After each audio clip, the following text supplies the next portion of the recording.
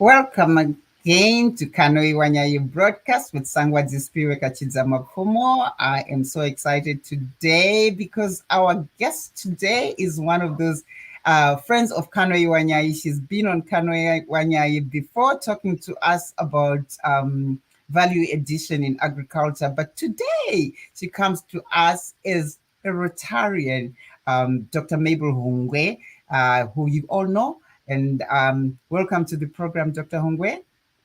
Thank you, Sangwazi Spiwe, and thank you for having me, and hello to all the viewers. Thank you.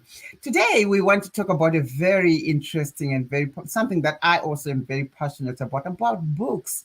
And you representing the Rotary Club of Harare, you coming to us today to talk to us about one of the amazing things that you're doing in communities. And again, that puts you guys as ordinary people doing extraordinary stuff, which is big stuff with us at Kano Iwanyayi. Talk to us about what you're doing. You talked to me about it and I was like, wow. Talk to us about what you are doing and what Rotary is all about. We know everybody just thinks, oh, they're there to raise money. But talk to us about what you do, and particularly with the Rotary Club of Harare Central, what you have been up to and what you're doing in communities. Thank you very much, Sangwazi. Maybe I can just kind of refresh viewers. I think many of you have heard of Rotary. What does it stand for? So Rotary is an international organization made up of about 1.4 million people who call themselves Rotarians all over the world. It was started by a group of men in Chicago years ago, over maybe more than 100 years ago when it was started. But it has grown over time from a group of 4 or 5 men who just wanted to find ways to meet for 1 hour in a week and decide things that could change communities. So that's where it started off from. In Zimbabwe, we have quite a few Rotary clubs, and our club is one of them, Rotary Club of Harare Central. There are many other clubs, but specifically today we're going to talk about Rotary Club of Harare Central and the projects that they're involved in. So I am a member of what is called the foundation, because there are different members, there are different membership within that Rotary Club. So some belong to fundraising, others belong to fellowship, others are in communication in various ways. So one way is, how do you use your skills or your strengths in whatever you do in your real life to change people's lives, in people who need assistance the most. So for me, since I'm a rural development person, I sit on the rural development, which is community development portfolio, where we look at community development issues. We actually have a project in Hurungwe area in which we are assisting communities there in changing their lives. And it started off with the school, where we are capacitating a high school in Hurungwe, in providing life skills to those who don't necessarily make the mainstream education, some whom we call vakafela, or the ones who have failed, quote unquote. I hate that word, but that would have been one of the issues. So members, if one wants to be a member, all these people are doing it on volunteer basis, right? I'm assuming they do it because they want to do, and they want to use whatever their interests are to help maybe underserved populations, underserved communities in one way or the other. Yes. So what happens is, to be a member, you have to volunteer. You volunteer your time, a lot of time sometimes, but it's all worthwhile. So you volunteer your time and also you pay a subscription, and that subscription also allows you to be able to do the projects that you want to do. So all of us who are members, who are Rotarians, like in our club, we are 30 members. 30 members, we pay a subscription, annual subscription each year. And that annual subscription allows us to be able to get funds from a regional, from a district, what is called district, but in reality, it's a region because it involves Malawi, Mozambique, northern Mozambique, Zimbabwe, and Zambia. So to us, we call it a district in Rotary language, but because it's based on population and members who are there. And so all of us then contribute money towards what we can do in terms of projects. Others are involved, like in Zambia, in malaria. Zimbabwe is also getting themselves also involved in malaria in different areas. How can we curb malaria deaths? It becomes one of the leading killers of Africans or people in our region. So it's one of those things that you decide as a club, what are your areas of interest. We used to also provide in health and well-being wheelchairs in rural areas. We had a very extensive wheelchair program, which went on for 5 years, and it went very well. We're able to provide wheelchairs to people who are mostly forgotten in rural areas, who are never looked at when people are giving donations, in terms of making people of disability become mobile, especially in rural areas. I was just wondering, how many members do you have in your Rotary Club of Harare Central as of now? We have about 30 members, 30 members. So each club is on average between 30 to 40 members. And we also, which is one of the most unique issues about our club, it used to be a male-only club and only took in women actually in the 2000 era. 1990 2000 area. That's when they started taking Recently? women. Like very recently? Oh yeah, and even the males, some of them resigned from the club because they could not take women. They do not want women to be involved. Even the Rotary itself as an international organization, remember I said it was started by men. So it was a male organization, and it had to go, I think, to court in to the Supreme Court in the US for them to start admitting women. And so it has cascaded over countries. In Zimbabwe, our club didn't want women, but now 80% of the membership in our club are female. So we're really proud of I'm that. curious. That is well done, because that goes a long way to prove that, you know what, women can do just as good. That is, Right. Mm. well, that's fantastic. Okay, Mm. today I invited you because I wanted to talk to you to talk to us about books. Right. Yes, and tell us about these books, this large amount of books which was donated by your friends overseas, and who is going to get it? How do you go about it, and why? So one of our areas of concern is on basic literacy. And we are aware that our children or ourselves, when we were young, we used to go to libraries in our communities. Those who grew up in townships, there were libraries that were functional. And over time, either the libraries are not functional anymore, or the books are too old, or there's no one to maintain the books that used to be maintained over time. So we decided that, we have well-wishers, we have lots of people all over the world who have access to books that are being thrown away by either public libraries or institutions, schools, or individuals. So they go on book crusades and are able to raise money or to ship those books. And this time, what we asked for were books for library for primary schools. And we decided to start it from home, to say, we can't just keep on saying you go to your old primary school and you are really appalled that the library books that you used to have when you were a kid are no longer there. So among our members, we decided we have about 10 members who still have knowledge or access to their primary schools. And we decided that we're going to start with them And we told the well-wishers that we're going to start with the primary schools. We gave them profiles of our primary schools. So there are some in Zilikazi, in Gweru, in Mambo Township, in Ascot, in Banket, in various areas. So we decided to actually kind of extend it all over Zimbabwe. And we gathered more than 2,000 books. And these are really, really good quality books. Some of them came from Twin Rivers. It's a primary school here in Zimbabwe, private primary school.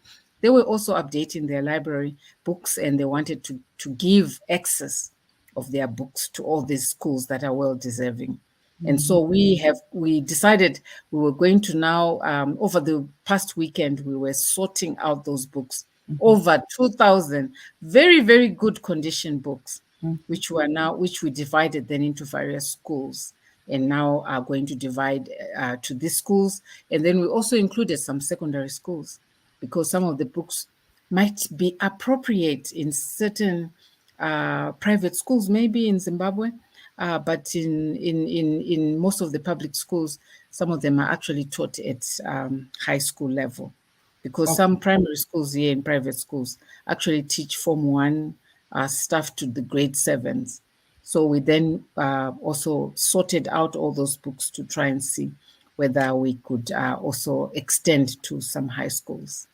Are you in partnership with more schools other than Twin Rivers to get, because I know there quite a lot of private schools that probably you could use some of the books they have, as you said, they have their fees and tuition much higher, and they can afford to buy a lot of, to stock their libraries with the up-to-date stuff. And also because of computers, a lot of those places they use computers to get information, which is unlike underserved schools in rural areas who do not have that the luxury of using computers to to read. Are you in have you been looking for partnerships with some of those private schools in Zimbabwe? Right. So what we are doing is, this is the first kind of the first relationship that we have established, but we are hoping through our contacts with various primary schools and secondary schools. But what we wanted was really to concentrate on primary schools, because we believe the art of loving to read starts from primary schools. So we are hoping that through this drive that we're going to be doing, we're going to be able to then allow other private schools in different provinces, different schools, if they have any books to donate, to be able to donate those books to us, and then we then provide them to the books to the more well deserving schools. Yeah. Some of the schools that we are providing actually are farm schools. Mm-hmm. Farm schools have no access to a lot of literature, and we believe that to just bring the reading culture back, so that people can improve on their language, on their skills, and also improve ultimately their writing skills from what they'll have learned. I'm hoping that those who are watching us could reach out either to myself or to you who might have books. I've got lots of books downstairs myself. I've got lots of books, but I know shipping them to Zimbabwe might be a problem, because it's the shipping that is more expensive. But for those who are in the diaspora, for instance, or some in Zimbabwe who have books which can be used by the Rotary Club of Harare Central, yeah, Rotary Club of Harare Central, could reach out to Dr. Hungwe or to myself from Kanwe Wanyai, and then we'll see what we can do to get these books to people who definitely need them and who deserve them. So we're reaching out to our people who are watching this program to reach out and do that. I saw the videos of you guys packing those books, and initially when I talked to you about that, that's just a few books, but it's a lot, eh? I'm going to play a video here that I have of what was happening at your house, right?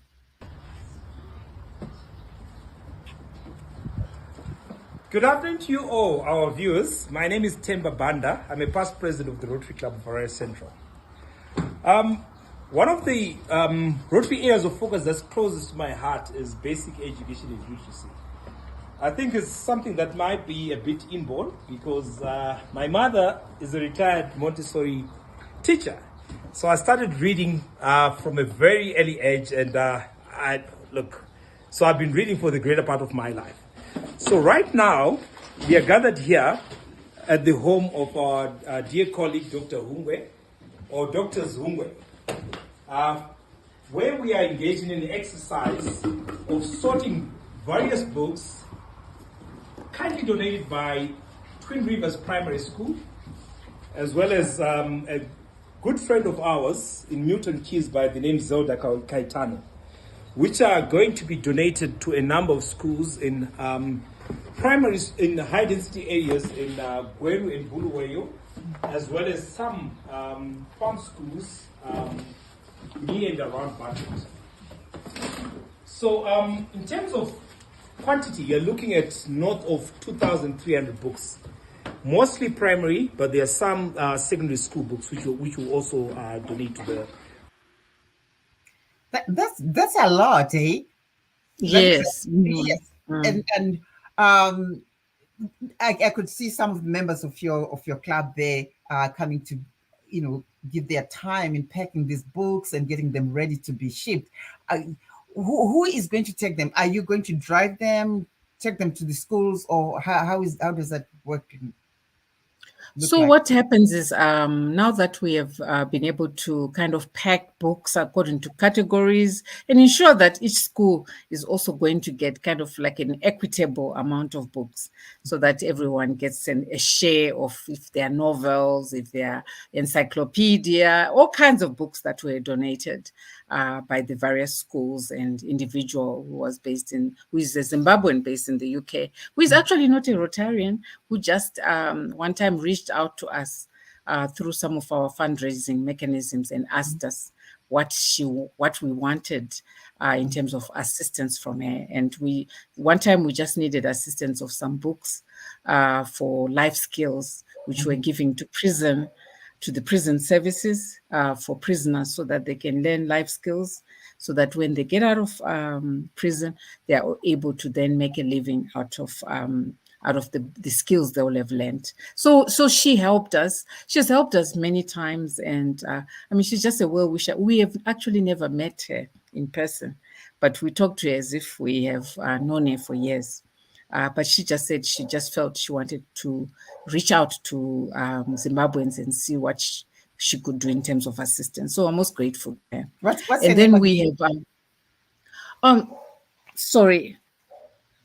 What is her name? Is it Kaitano? Yes, she's Kaitano. Okay. Yeah.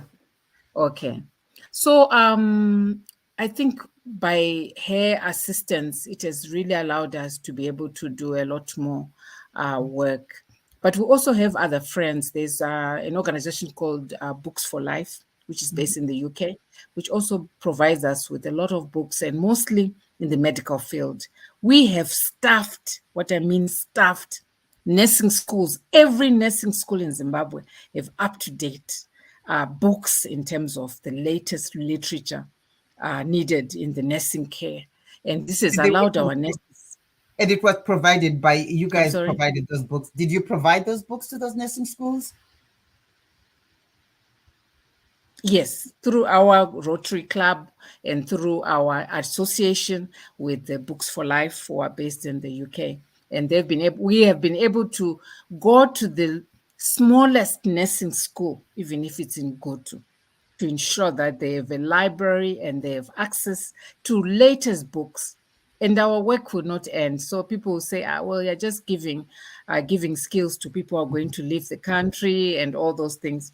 But capacitating our nurses is a lifelong decision, which we have, and we believe that we can keep on capacitating them. And we also want them to be able to provide wherever they are, whether it's in Zimbabwe or in whichever country they will be, to be able to provide good health assistance wherever they are. So it has really been kind of enriching in the kind of work that we're doing. And you can't go wrong with reading anyway. Whatever you read and you keep within you will be used and somebody will benefit. So that should really we should keep that in mind, and thank you guys for the work that you are doing in in those areas, in the hospitals and schools, and giving children the education, the knowledge that they need. I want to play something here, another of the videos with one of your members. I'm also here sorting out the books for the primary schools, as I know that. It started. We started. Hi, my name is Rotary Marian. I'm the future president nominee of our club. I'm also here sorting out the books for the primary schools, as I know that we need to start them young. So we are also donating to my former school, primary in Gweru, called Sandara. I was last at Sandara in 1979, so it's way back, and it's good to feed back where my education started from. Thank you. You see, I mean, going back to where you start, a lot of times we never ever go back to where I've never been to where I did my sub A, way back in 1962. I've never been back there. I passed through there, yeah, in Yandoro Primary School in Highfield, but I've never been back there, or even back to my high school. I mean, I can't even remember, maybe back in 1982 when I went back to my old high school. But this is so important, thinking of people who are going through what you went through. When you went through it, you probably didn't realize you don't have enough books in your library. You just did what you did, right? But now you know better, you do better. And then, with ability and capability to get more books and to help these people with reading material. This is so important. I don't know if you have any other, what other plans do you have other than books in your club to help underserved communities? We have many projects that we have kind of lined up.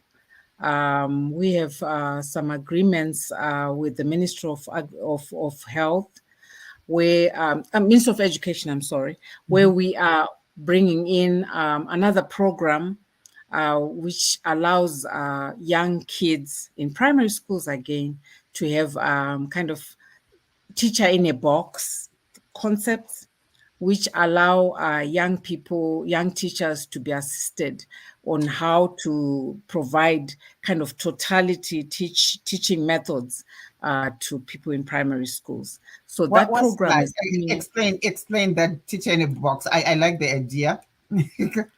So it's a concept that was designed overseas. I think it's in Germany, where it was where they started off with it, and they've gone to other countries. So what happened is they came to Zimbabwe, and we used one primary school within Harare as a test center to see whether this would be able to assist a teacher, almost like a teacher's aide, teacher's assistant. In them being able to do the work that they're supposed to do. So it provides a teacher with the necessary tools they can use in teaching. Because, even in our teachers' colleges, the teaching is no longer at the same level it used to be.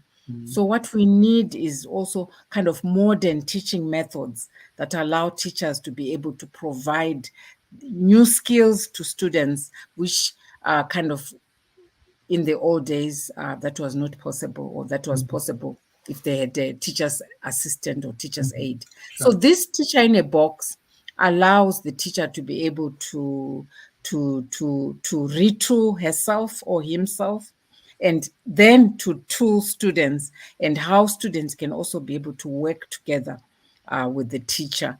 And it also takes away a lot of work, which was now going back to parents. Which goes back to the teacher providing the real necessary assistance. So we are going to test it in about 10 schools when the program starts around September, October. And then we will do it for a year and do a kind of an evaluation of whether it has worked and what we can do to kind of take it to other schools beyond the schools we are going to start off with. That's amazing. I mean, this is something that's out of the box. You can't. I could never have imagined something like that as a way of equipping teachers with, new other methods of transmitting education to children. That is just great. And we look forward to hearing from you again soon on what you're doing with your Rotary and with your Rotary, and would like to thank all the Rotarians who came together to help pack the books and send them to kids, and they'll bring a smile to somebody's face. And thank you so much, Dr. Hungwe. It's always Thank you so much for having us. no, you're welcome anytime. If you are doing anything exciting, let us know. And to our followers, please, if there are any people out there who can get books together to help the Rotary Club of Harare, please let us know, and then we could link you up with Dr. Hungwe or any of their members of their club, so that we can get these books from you. Pre-loved books to now loved books somewhere else. That goes a long way. And thank you so much. I appreciate that. And I will see you again in our next program. And to our followers, thanks for following. This is Sangwadzi Spiwe Kachizama Fumo. Next time. See you next time. Thank you, Sangwazi.